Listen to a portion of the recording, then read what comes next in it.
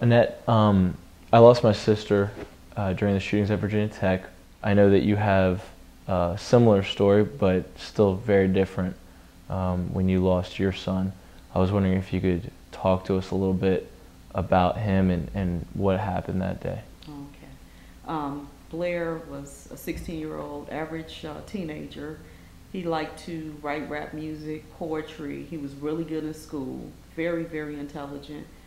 Didn't like a lot of people to know how smart he really was. He had honors chemistry, some honors classes. A lot of people looked up to him. And we have our normal conversation in the morning, had our plans for the weekend coming up, because this was a Thursday, and just talked about what we were going to do, you know, what was he going to do in life. And he talked about, he always said he wanted to go to Clark Atlanta University. So we were preparing for that. Drop him off, you know, say, I love you, do good. He says, I love you too. Every morning I say, do good.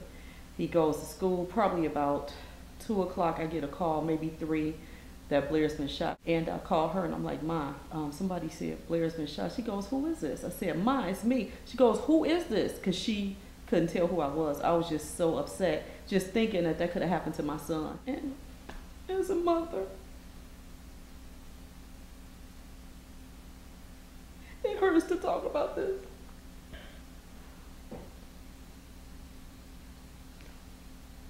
Because, you know, I did everything I could to protect Blair. I mean, everything in this world.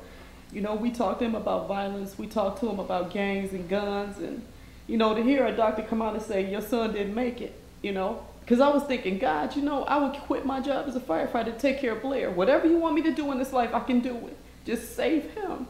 And it didn't happen. So, you know, when you sit there and you go, I give so much to so many, but I can't save my own child. I read somewhere that your son was shielding someone when he was was shot. saving a friend, Tierra Reed. Did you find out about the shooter after? Well, I found out he was a teenager, of course. I found out he wasn't going to school. He used to go to Julian, and he hung around all the time outside. Nobody ever said anything. Nobody ever did anything to him. I found out that he had been in trouble before, of course, that he got the gun. He had a gun. It was illegal, of course. What are some things that we can do to prevent gun violence in the future? I think number one is making sure that we do a background check on people who buy these guns, and that a database should be established that if people have mental illness or if they're minors or someone is buying straw purchases of guns, that we focus in on. Like your sister murdered by someone who had a psych problem, who got hold to a gun, and they shouldn't have gotten a gun. So if we did just more stringent background checks, we do better background checks on people who don't have driver's licenses. How sad is that? If they do the background check the way it should be done, maybe we wouldn't have police officers being killed, and we have firefighters being killed, and kids and just innocent people being killed.